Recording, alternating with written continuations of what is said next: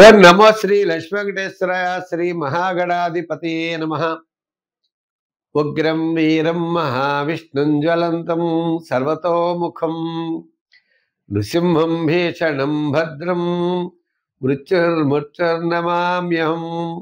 ప్రేక్షకుల నమస్కారాలు తెలియజేస్తూ మనం ఈ వారం రాశి ఫలాలు తెలుసుకుందాం.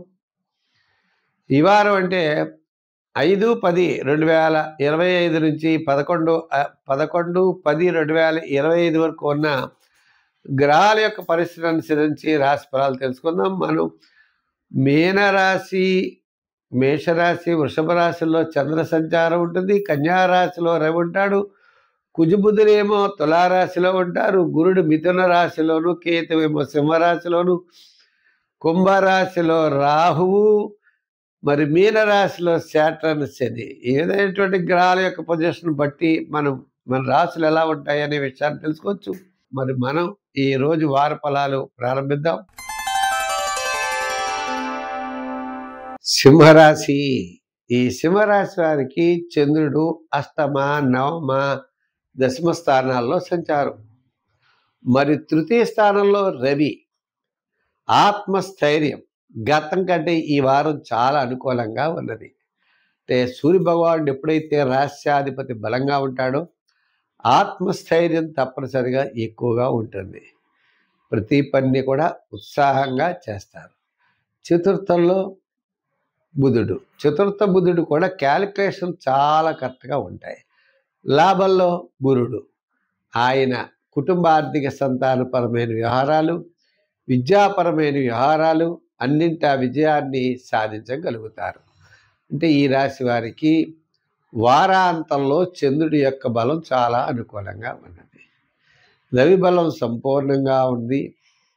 గురుబలం సంపూర్ణంగా ఉన్నది.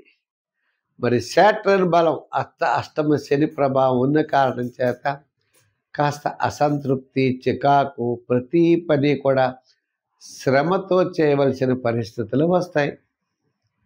అయితే మనం శని వలన భయపడవలసిన అవసరం లేదు.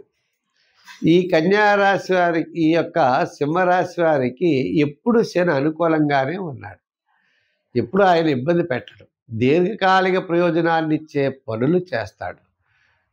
వివాహం అంటే వివాహం చేసి స్థానచలనం, ఉద్యోగం ఇచ్చి స్థానచలనం, పదోన్నతం ఇచ్చి పని భారం, ఇలా ఆర్థికపరమైనటువంటి వ్యవహారాల్లో కొద్దిగా శ్రమ పెట్టేటువంటి పరిస్థితులు ఉంటాయి.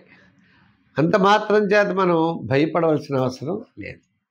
అంచేత వృత్తుల్లో డెవలప్మెంట్స్, రాజకీయ పరంగా అధికారుల మెప్పు ఇవన్నీ ఉంటాయి. వ్యాపార పరంగా చూసినట్లయితే వ్యాపారపరమైనటువంటి ఆర్థిక డెవలప్మెంట్స్ కూడా ఉంటాయి. నూతనమైన వ్యాపారం పెట్టేటప్పుడు ఆలోచించాలి. పార్ట్నర్స్తో ఆలోచించాలి. ఎక్కువ పెట్టుబడులు పెట్టేటప్పుడు ఆలోచించాలి. హామీలకి, మధ్యవర్తిత్వానికి దూరంగా ఉండాలి. నిదానముగా చేసుకెళ్తే సర్వత్రా విజయం మీరు సాధించగలుగుతారు. సంఖ్యల్లో 2, రంగుల్లో తెలుపు.